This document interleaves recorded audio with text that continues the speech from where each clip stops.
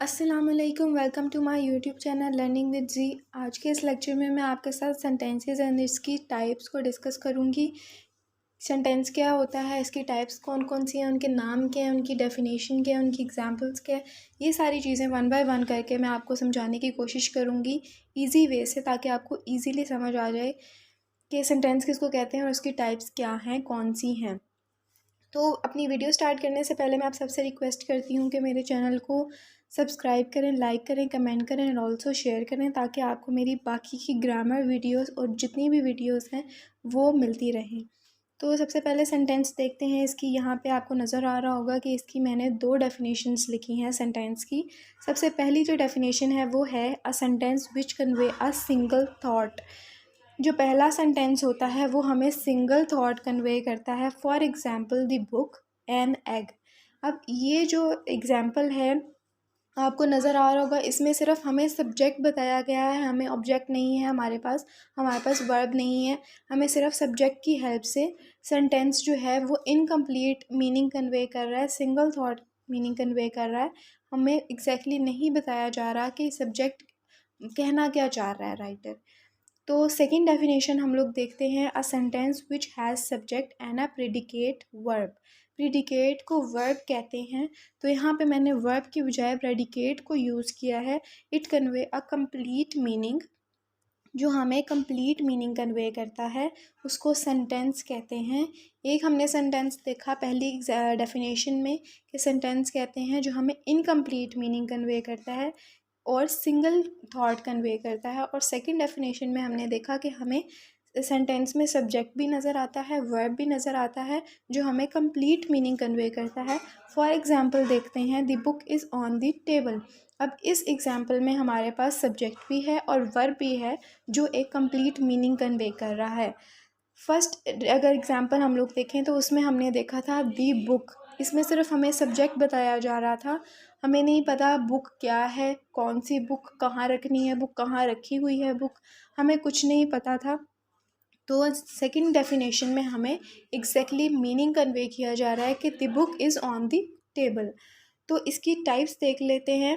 I hope कि आपको इसकी डेफिनेशन क्लियर हो गई होगी कि हमें सेंटेंस में कंप्लीट मीनिंग मिलता है। हमें जो नेक्स्ट पर्सन है, जो राइटर है या हमारा फ्रेंड है जो हमें सेंटेंस लिख रहा है, वो हमें क्या कहना चाह रहा है, वो अपना कंप्लीट मीनिंग शो करता है। अब हम लोग इसकी टाइप्स देखते हैं। इसकी 3 टाइप्स हैं। इसकी जो मेनली टाइप्स डिस्कस की जाती हैं ज़्यादातर वो 3 हैं। एक सिंपल सेंटेंस है, एक कंपाउंड सेंटेंस है, एक कॉम्प्लेक्स सेंटेंस है। तो वन बाय वन करके इसको डिस्कस करते हैं कि सिंपल कौन सा है, कंपाउंड कौन सा है और कॉम्प्लेक्स कौन सा है।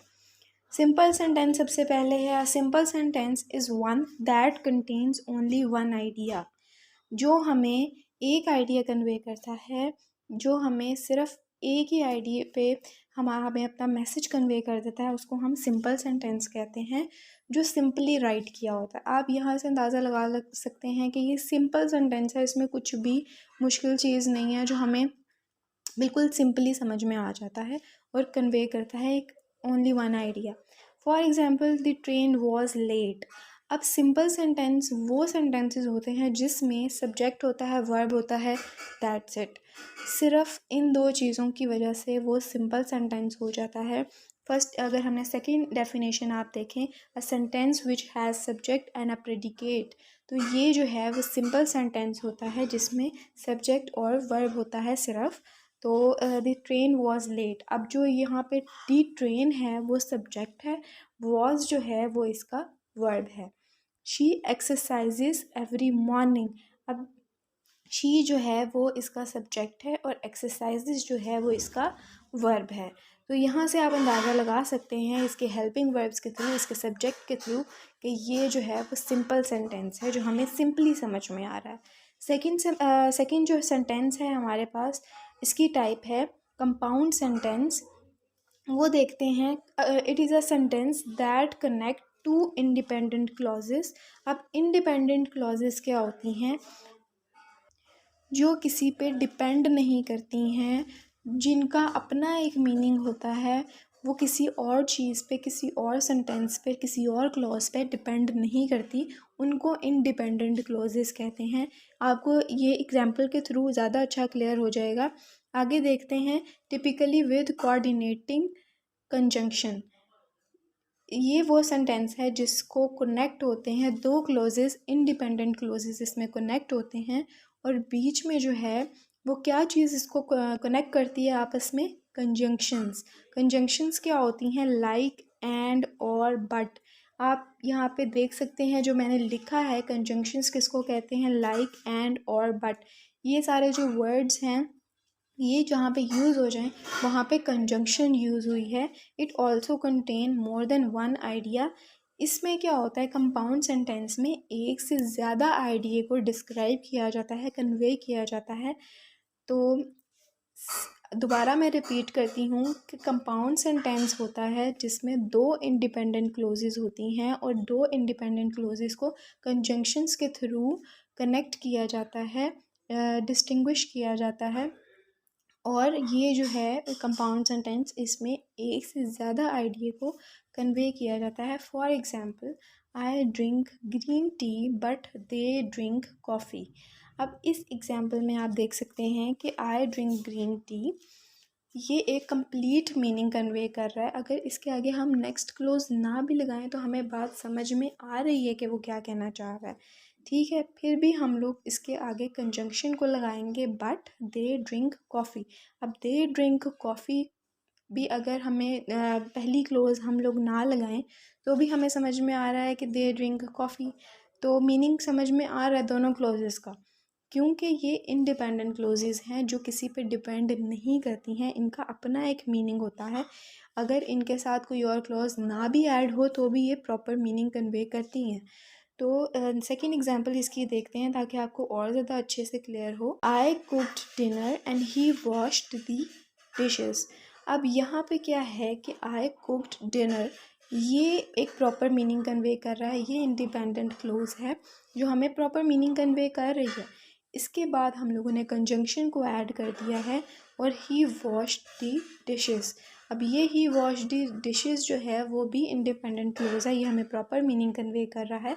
लेकिन हमें बस ये याद रखना है कि कंपाउंड सेंटेंस में दो इंडिपेंडेंट क्लोजेस के दरमियान में कंजंक्शंस को ऐड किया जाता है और कंपाउंड सेंटेंस बनाया जाता है।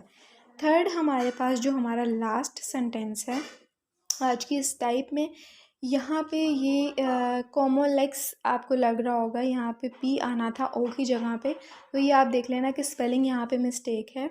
Complex sentence is a sentence with one independent clause and at least one dependent clause.